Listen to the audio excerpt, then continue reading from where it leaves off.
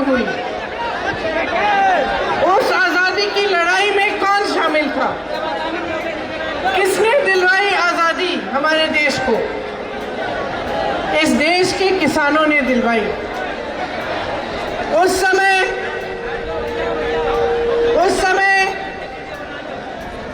हजारों किसान आंदोलन में जुटे, बहुत लोग शहीद हुए और बहुत हिम्मत से उन्होंने लड़ाई लड़ी। क्यों लड़ी थी ये लड़ाई? इसलिए कि जो अंग्रेजी साम्राज्य था वो किसानों को शोषित कर रहा था। अंग्रेजी कंपनी के लिए लगान वसूल की जाती थी और जो किसान की मेहनत थी उसकी कमाई उसको मिल नहीं पाती थी। आज इसी तरह से भाजपा की सरकार भी किसानों का शोषण कर रही है। 3 ऐसे कानून लाई है जिससे आपकी जो कमाई है वो आपको ठीक ढंग से नहीं मिल पाएगी। आप अच्छी तरह जानते होंगे कि ये 3 कानून क्या है। सबसे पहला कानून बड़े बड़े उद्योगपति खरबपतियों को जमाखोरी की इजाजत देता है। वो कितना भी जमा करे, कब करे, कितने समय के लिए करे, आपको कितने दाम पर बेचे, सब उन्हीं पर निर्भर है। यह है पहला कानून। दूसरा कानून भी बड़ा दिलचस्प बनाया है। उन्होंने कहा है कि प्राइवेट मंडियां खोल सकते हैं, प्राइवेट मंडियों में कोई टैक्स नहीं लगेगा और सरकारी मंडियों में टैक्स लगेगा। तो अगर ऊपर से देखें तो लगता है कि अच्छा ही है, प्राइवेट मंडियां खुलेंगी, किसानों की सुविधाएं बढ़ेंगी। लेकिन असलियत क्या है कि अगर आप सरकारी मंडी में टैक्स लेंगे और प्राइवेट मंडी में नहीं लेंगे तो आस्ते आस्ते सब प्राइवेट मंडी की तरफ जाएंगे। इसका मतलब क्या है कि आस्ते आस्ते सरकारी मंडियां बंद हो जाएंगी। लेकिन प्राइवेट मंडी और सरकारी मंडी में जो फर्क है वो एमएसपी का फर्क है, न्यूनतम समर्थन मूल्य। सरकारी मंडी में यह तय है कि आपको न्यूनतम समर्थन मूल्य मिलना चाहिए। प्राइवेट मंडी में ऐसा कुछ नहीं होगा। तो आप सोच सकते हैं कि कुछ समय बाद तमाम प्राइवेट मंडियां खुलेंगी, सरकारी मंडियां बंद हो जाएंगी और आपको न्यूनतम समर्थन मूल्य मिलना बंद हो जाएगा। अब तीसरा कानून सुनिए। तीसरे कानून में ये लिखा है कि अगर कोई बड़ा खरबपति आए और आपके साथ सौदा करे तो उसको इजाजत है कि वो आपके गांव आ जाएगा और वो कहेगा कि ये आप 10 किसान हो, आप मेरे लिए गन्ना उगाओ और मैं इस गन्ने के लिए 500 रुपये आपको पर क्विंटल लूंगा।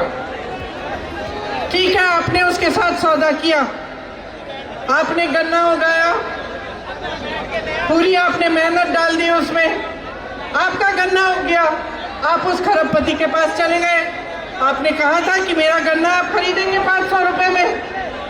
अच्छा, अब ये कानून कहता है कि अगर वो खरबपति उस सौदे को करने के बाद मना कर दे, वो कह दे नहीं चाहिए आपका गन्ना, 500 रुपये नहीं, मैं 150 रुपये दे रहा हूँ, लेना है तो लो, नहीं तो जाओ, तो उसको ये इजाजत है, वो ये कर सकता है। क्यों?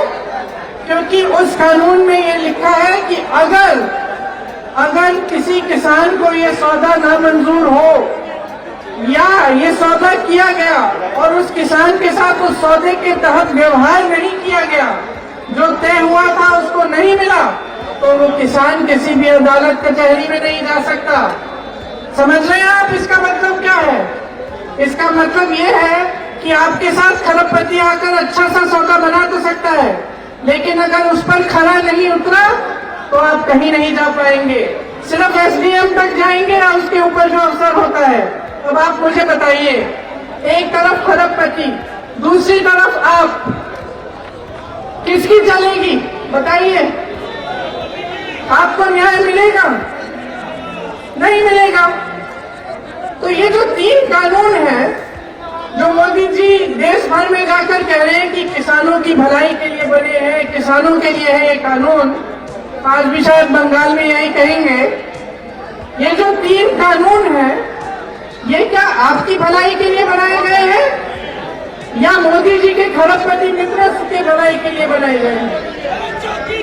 ये तो स्पष्ट है कि इन कानूनों को बनाने से पहले किसी किसान से नहीं पूछा, किसी गन्ने किसान से पूछा है? क्या आप एक ऐसे किसान को जानते हैं जिनसे इस सरकार ने, जिनसे नरेंद्र मोदी जी की सरकार ने पूछा है कि ये किसान के कानून हम किस तरह से बनाएं? जानते हैं किसी को? मैं तो नहीं जानती, मैंने तो आज तक नहीं सुना है। आज 100 दिन पूरे हो गए हैं, 100 दिन पूरे हो गए हैं। लाखों किसान दिल्ली के बॉर्डर पे बैठे हैं। किस लिए बैठे हैं? अगर ये कानून उनके लिए बनाया गया है, अगर ये कानून आपकी भलाई के लिए बना है, तो आप में से लाखों लोग बॉर्डर पे क्यों बैठे?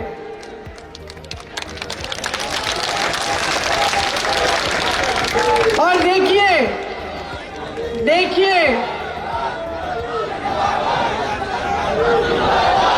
देखिए किसानों ने इस देश को आजादी दिलाई। किसानों ने इस, भैया बोलने तो दीजिए, नारे बाद में लगा लीजिए। अरे भैया हाथ नीचे कर लो। किसानों ने इस देश को आजादी दिलाई। किसान साधन संसाधन में उसके पास कमी हो सकती है किसान के पास, लेकिन हिम्मत की कोई कमी नहीं है, आत्मशक्ति की कोई कमी नहीं है।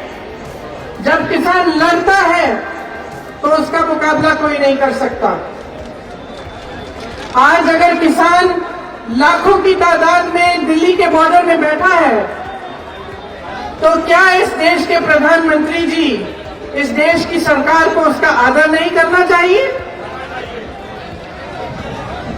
क्या वो उस लायक भी नहीं है कि आप जाकर उनसे मिलिए? भयंकर सर्दी थी, पानी काटा गया, बिजली काटी गई, फिर भी वो टिका रहा। फिर भी आप सोचते हैं कि आपको उसके पास नहीं जाना चाहिए? वही प्रधानमंत्री जी जो अमेरिका घूम के आए, चीन घूम के आए, पाकिस्तान घूम के आए, इस दुनिया का एक ऐसा देश बता दीजिए जहां वो नहीं पहुंचे, लेकिन अपनी ही राजधानी के बॉर्डर पर नहीं पहुंच सकते। क्यों नहीं पहुंच सकते? क्योंकि वो किसानों का आदर नहीं कर रहे हैं, क्योंकि उनकी सरकार किसानों के लिए नहीं चल रही है, देशवासियों के लिए नहीं चल रही है। उनकी सरकार उद्योगपतियों के लिए चल रही है, बड़े बड़े खरबपतियों के लिए चल रही है। 2 मित्र हैं उनके, हम 2, हमारे 2 मित्र हैं और 2 लोग सरकार चला रहे हैं। उनकी मनमानी है, कुछ भी कर सकते हैं, लेकिन देशवासी की कोई सुनवाई नहीं है। आज ये परिस्थिति है। आज किसान पर हर तरफ से वार है। बिजली के दाम बढ़ चुके हैं, पेट्रोल डीजल के दाम हद से ज्यादा बढ़ चुके हैं। डीएपी को देखिए, हर तरफ से आप पर वार है, लेकिन आपका समर्थन करने वाला कोई नहीं रहा सरकार में। आपको मदद करने वाला, आपको मजबूत करने वाला, आपके विकास को, आपके भविष्य को मजबूत करने वाला कोई नहीं है। ये स्थिति है आज। तो इस स्थिति को बदलने के लिए क्या करेंगे आप? आपको खड़ा रहना पड़ेगा, आपको टिका रहना पड़ेगा। जो मजबूती आपने 100 दिन के लिए दिखाई है, उस मजबूती को और भी ज्यादा बढ़ाइए, और भी शक्ति से टिके रहिए, क्योंकि इस सरकार को सुनना ही पड़ेगा। आपकी जो परिस्थिति सरकार ने बनाई है, उसी तरह की परिस्थिति आपको सरकार के लिए बनानी पड़ेगी। कि बगैर आपकी सुनवाई किए ये सरकार आगे बढ़ नहीं पाएगी। यही परिस्थिति आपको बनानी पड़ेगी। आपको मालूम है कि जो गन्ने का बकाया है उत्तर प्रदेश में कितना है, कौन बताएगा? 15,000 करोड़ बकाया देश का बकाया है। उत्तर प्रदेश का बकाया 10,000 करोड़ है। अब आप सोचिए कि कितने साल हो गए आपको ये बकाया नहीं मिला। क्या किया होगा सरकार ने इन पैसों से, सोच सकते हैं? मोदी जी ने, प्रधानमंत्री नरेंद्र मोदी जी ने 2 हवाई जहाज खरीदे हैं। 2 हवाई जहाजों की कीमत 16,000 करोड़ रुपए है। आपका बकाया पूरे देश भर के गन्ने का बकाया 15,000 करोड़ रुपए है। 2,000 करोड़ दो हवाई जहाजों में 16,000 करोड़ रुपए खर्चे, आपका बकाया 15,000 करोड़। संसद के सुंदरीकरण के लिए 20,000 करोड़ रुपए अलग कर रखे हैं, लेकिन आपका बकाया नहीं मिल रहा है। कहते हैं आपके बकाये के लिए पैसा नहीं है। सोचिए, जो सरकार 2 हवाई जहाजों पर आपके बकाये का पैसा खर्च सकती है, वो आपका बकाया नहीं दे सकती। जब आपसे किसान बीमा लिया जाता है, आपको मालूम है कि उनके खरबपति दोस्तों की कितना फायदा हुआ है? 26,000 करोड़ रुपए आपके बीमे से गए हैं उनकी जेब में। आपके बीमे से 26,000 करोड़ बड़े बड़े खरबपतियों की जेब में गए हैं। ये स्थिति है इस सरकार की, और इस स्थिति को बदलने की शक्ति सिर्फ आपके हाथों में है। सिर्फ आप ही बदल सकते हैं। आपने अब कई सालों से इन सरकार के जुल्म सह लिए हैं। आप आवाज उठाते हैं, आपको मारा जाता है, पीटा जाता है। 215 किसान शहीद हुए। मेरे भाई राहुल गांधी जी ने संसद में सिर्फ ये कहा कि 215 किसान शहीद हुए हैं, हम सबको खड़ा होना चाहिए, 2 मिनट का मौन रखना चाहिए। आपको मालूम है कि इस सरकार का एक भी सांसद खड़ा नहीं हुआ, बैठा रहा, हंसे वो। बाकी विपक्षी दलों के सारे नेता खड़े हुए, मौन रहे 2 मिनट के लिए। क्यों? क्योंकि आपका आदर करते हैं। लेकिन प्रधानमंत्री मोदी जी ने आपका मजाक उड़ाया, तरह तरह के नाम कहलाया आपको। भरे संसद में ये कहा कि किसान को उल्टी सीधे शब्दों से कहा कि किसान आंदोलनजीवी है। क्या होता है आंदोलनजीवी? परिजीवी है कहा। आप सब समझते होंगे अच्छी तरह की परिजीवी क्या होता है। तो आप सोच सकते हैं कि एक देश के प्रधानमंत्री किसानों का आदर नहीं करते, लेकिन उसके बजाय उसको परिजीवी कहते हैं। तो आपको अब समझना पड़ेगा कि ये जो सरकार है, ये आपके पक्ष में काम कर रही है कि आपके हित के खिलाफ काम कर रही है। तो आपको समझना पड़ेगा कि जब आपने ही इस सरकार को शक्ति दी है, नेता आपने बनाए हैं, प्रधानमंत्री जी पर भरोसा करके आपने उनको वोट दिया, आपने उनको मजबूत बनाया, तो अब समय आ गया है कि आप जागें और इस सरकार के खिलाफ जिस तरह से आप आंदोलन कर रहे हैं दिल्ली के बॉर्डर पर, उस तरह से गांव-गांव में आंदोलन करिए और खड़े हो जाइए अपने हक के लिए। अपने हक के लिए गिड़गिड़ाइए मत, अपना हक मांगिए, मजबूती से मांगिए, पूरी शक्ति से मांगिए। और मैं आपसे कहने आई हूं